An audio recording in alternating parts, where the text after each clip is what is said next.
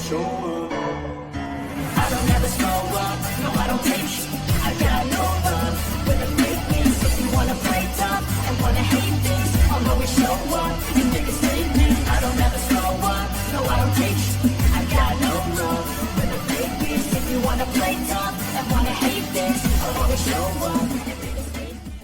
कहानी शुरू होती है और हम एक स्कूल में पप्पू पेनिस को देखते हैं जो अपने दोस्तों को एक रॉक कॉन्सर्ट की 2 टिकट्स दिखाकर स्टाइल मार रहा होता है। तभी उसका एक दोस्त कहता है कि तुम्हें अपने साथ भड़वी को ले जाना चाहिए, उसके संतरे बहुत बड़े बड़े हैं। पप्पू पेनिस कहता है कि मुझे लड़कियों में कोई इंटरेस्ट नहीं है, मुझे तो औरतें पसंद हैं। तभी वहाँ पर हम उसकी टीचर को देखते हैं जो दिखने में एकदम माल लगती है और उसे देखकर स्कूल के सभी बच्चों के छोटे चेतन खड़े हो जाया करते हैं। पप्पू पेनिस अपनी टीचर से पूछता है कि तुम मेरे साथ रॉक कॉन्सर्ट देखने चलोगी। इस पर टीचर उसे बोलती है कि तुम्हारा ऑफर तो अच्छा है लेकिन मैं तुम्हारी गर्लफ्रेंड नहीं हूँ। पप्पू पेनिस बोलता है कि कोई बात नहीं, हम दोनों किसी सुनसान जगह पर चलते हैं जहाँ पर तुम मेरे छोटे चेतन को पकड़कर उसे थोड़ी मसाज दे देना। अभी सुनकर टीचर को गुस्सा आ जाता है और वो उसे 1 महीने की डिटेंशन दे देती है। इसके बाद हम पप्पू पेनिस को डिटेंशन रूम में देखते हैं जहाँ पर वो टीचर से अपने बर्ताव के लिए माफी मांगता है, जिस पर टीचर उसे बोलती है कि अब क्या हुआ, अब तुम्हें अपने छोटे पप्पू की मसाज नहीं करवानी। पप्पू पेनिस च्युइंगम चबा रहा था तो टीचर उसे थूकने के लिए कहती है लेकिन वो इस च्युइंगम को फेंकने की बजाय खुद ही खाने लग जाती है।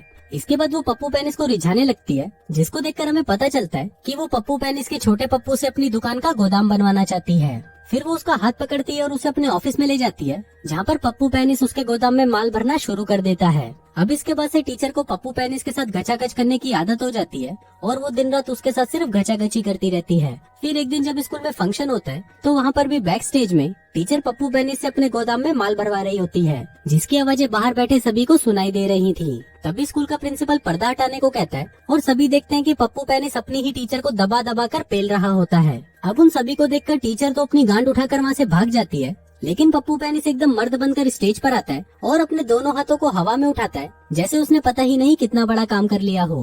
पूरा स्कूल उसके इस कारनामे को देखकर खुश होता है और सभी जोर जोर से उसका नाम ही चिल्ला रहे होते हैं। फिर कुछ महीनों बाद टीचर और पप्पू पेनिस को कोर्ट में पेश किया जाता है क्योंकि इन दोनों के बीच में जो कुछ भी हुआ वो गलत था और इससे स्कूल की इमेज भी खराब हो रही थी। फिर जज सजा सुनाने के लिए टीचर को खड़े होने के लिए कहती है लेकिन हम देखते हैं कि टीचर से इसे खड़ी नहीं हो पा रही थी क्योंकि वो अब प्रेग्नेंट हो चुकी थी। अब ये देखकर हम व्यूअर समझ जाते हैं कि पप्पू पेनिस ने अपना सारा माल टीचर के गोदाम के अंदर ही स्टोर कर दिया था। जज टीचर से कहती है कि तुमने जो कुछ भी किया उसका तुम्हें कोई पछतावा नहीं है और तुमने कहा है कि मैं पप्पू पेनिस से तो अपनी बार बार मरवाना चाहती हूँ क्योंकि सिर्फ वही अकेला मर्द है जो मुझे चरम सुख की प्राप्ति दे पाता है। अब जज टीचर को 30 साल की जेल की सजा सुनाती है और कहती है कि जब पप्पू पेनिस 18 साल का हो जाएगा तो बच्चे की कस्टडी उसे दे दी जाएगी। इसके बाद ये खबर पूरे शहर में फैल जाती है और देखते ही देखते पप्पू पेनिस बहुत ज्यादा फेमस हो जाता है। एक ऐसा बच्चा जिसने पहले तो अपनी टीचर को दबाकर रगड़ा और फिर उसे प्रेग्नेंट कर दिया। अब हर टीवी चैनल पर सिर्फ उसका इंटरव्यू लिया जाता है जिससे उसे खूब सारे पैसे मिलते हैं। लेकिन पप्पू पेनिस एक लापरवाह और बकचोद इंसान था और वो उसे मिले हुए पैसों को अय्याशी और लड़कियों में उड़ा डालता है और इसी की वजह से उसका बेटा भी अब उसे छोड़कर जा चुका है। फिर कुछ सालों बाद हम पप्पू पेनिस को देखते हैं जो अपने एक वकील दोस्त के पास जाता है। यहाँ पर उसका दोस्त उसे बताता है कि तुमने 1994 के बाद से अभी तक टैक्स नहीं भरा, तुम्हें इसी हफ्ते $43,000 का टैक्स भरना है, नहीं तो तुम्हें 3 साल की जेल हो सकती है।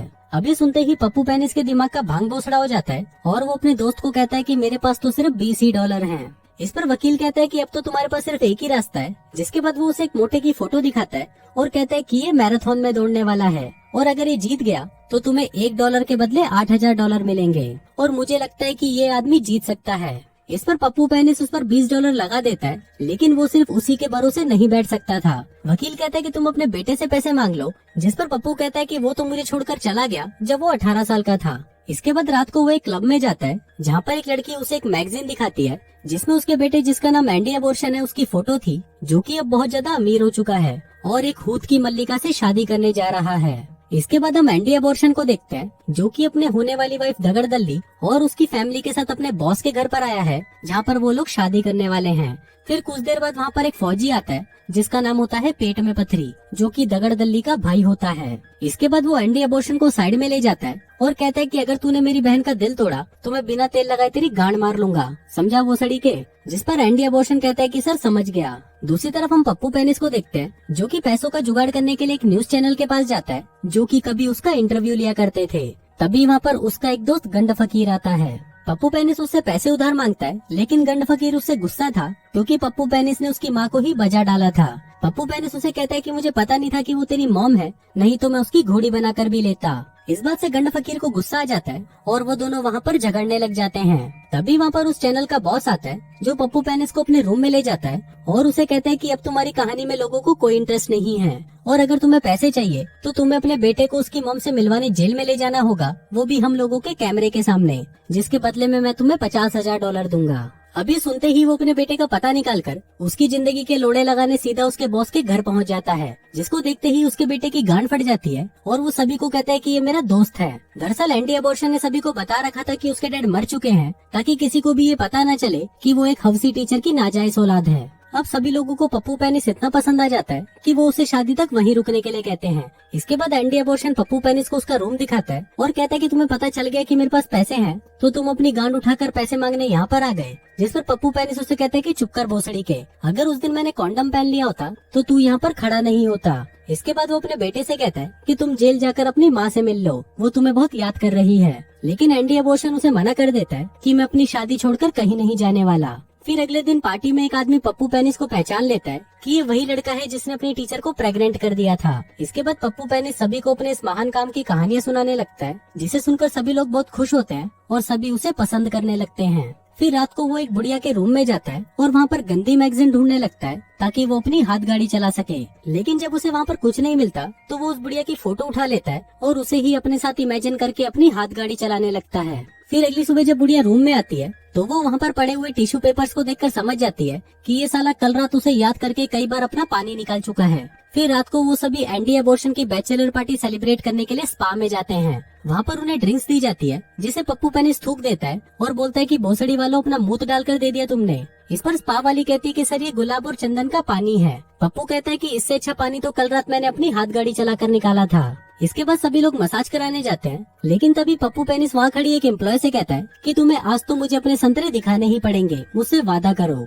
इसके बाद सभी को सुंदर बनाने के लिए उनके मुंह पर गधे का गोबर लगाया जाता है, जिसको सभी लोग बहुत एंजॉय कर रहे थे। लेकिन पप्पू पेनिस इस सबसे बहुत ज्यादा चिढ़ा हुआ था और वो कहता है कि अभी के अभी अगर किसी ने मुझे अपने संतरे नहीं दिखाए तो मैं इस चूते को मार डालूंगा। अब पप्पू पेनिस यहाँ पर बोर हो चुका था तो वो सभी को अपने साथ क्लब में ले जाता है। अब वहाँ पर नंगी नंगी लड़कियों को देखकर सभी का पप्पू खड़ा हो जाता है और सभी दबाकर दारू पीते हैं और खूब एंजॉय करते हैं। फिर जब सब पीकर ढेर हो चुके थे तो पप्पू पेनिस उन सभी को कार में बिठाकर उनके घर भेज देता है। इसके बाद वो अपने बेटे के करीब आने की कोशिश करता है जो उससे नफरत करता था। वो दोनों साथ में बहुत एंजॉय करते हैं और साथ ही वो उसे साइकिल चलाना भी सिखाता है जो वो उसे बचपन में नहीं सिखा पाया था। अब धीरे धीरे उन दोनों के बीच में सब कुछ ठीक होने लगता है और वो दोनों गले भी मिलते हैं।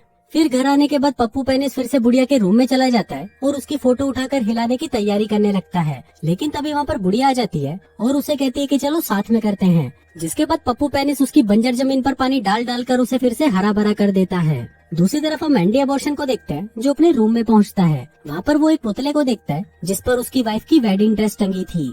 एंडी अबॉर्शन को लगता है कि शायद ये उसकी वाइफ दगड़ दल्ली है तो वो उसे बजा डालता है। फिर अगली सुबह जब दगड़ दल्ली की चिल्लाने की आवाज आती है तो उसे पता चलता है कि कल रात नशे में एंडी अबॉर्शन ने उसकी ड्रेस पर उल्टी कर दी थी और उस पर अपना पानी भी छोड़ दिया था। फिर कुछ देर बाद पप्पू पेनिस को एंडी अबॉर्शन का कॉल आता है जो उसे बताता है कि वो अपनी मॉम से मिलने जेल जा रहा है।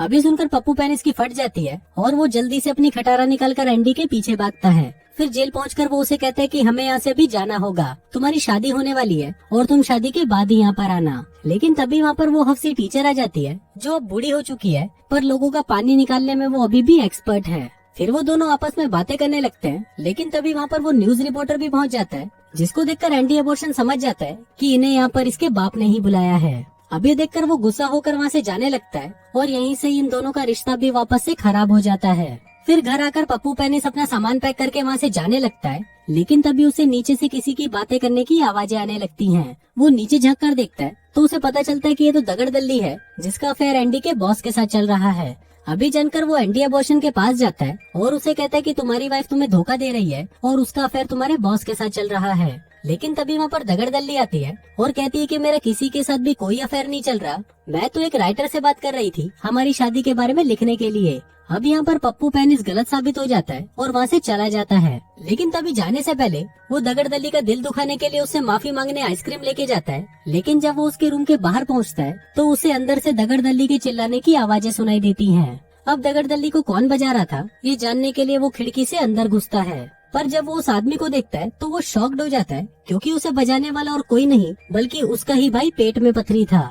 अब इसी मौके का फायदा उठाकर वो उन दोनों की फोटो खींच लेता है, लेकिन तभी दगड़दल्ली उसका मुंह बंद रखने के लिए उसे $50,000 का चेक देती है, जिसको लेकर वो शांति से अपने घर वापस आ जाता है। लेकिन अब उसका मन नहीं मान रहा था, क्योंकि उसके बेटे के साथ गलत हो रहा था। इसलिए वो अपना पिछवाड़ा उठाकर अपने बेटे की शादी में पहुंच जाता है और उसे कहता है कि तुम्हारी होने वाली वाइफ ने मुझे अपना मुंह बंद रखने के लिए $50,000 दिए थे, लेकिन अब मुझे ये पैसे नहीं चाहिए। इसके बाद वो दगड़दल्ली से कहता है कि तुम सबको सच बता रही हो, नहीं तो मैं सबको सच बता दूंगा। तभी दगड़दल्ली एंडी अबॉर्शन के कान में कहती है कि मुझे पप्पू मुंह में लेना पसंद नहीं है। इस पर एंडी अबॉर्शन कहता है तो क्या हुआ, ये कोई बड़ी बात नहीं है। पप्पू पेनिस उसे कहता है कि चूतिया क्यों बना रही है, सच बता उसे। जिसके बाद वो एंडी अबॉर्शन को सब कुछ सच बता देती है और इसको सुनकर एंडी अबॉर्शन की फटकर 464 हो जाती है। वो जोर से चिल्लाते हुए कहता है तुम अपने भाई के साथ ही सोती हो, जिसको सुनकर सभी लोग शॉक्ड हो जाते हैं। अभी सब जानकर एंडी अबॉर्शन शादी कैंसिल कर देता है और अपने डैड के साथ वहाँ से चला जाता है। इसके बाद सभी लोग क्लब में जाते हैं, जहाँ पर उसे पता चलता है कि जिस मोटे पर उसने $20 लगाए थे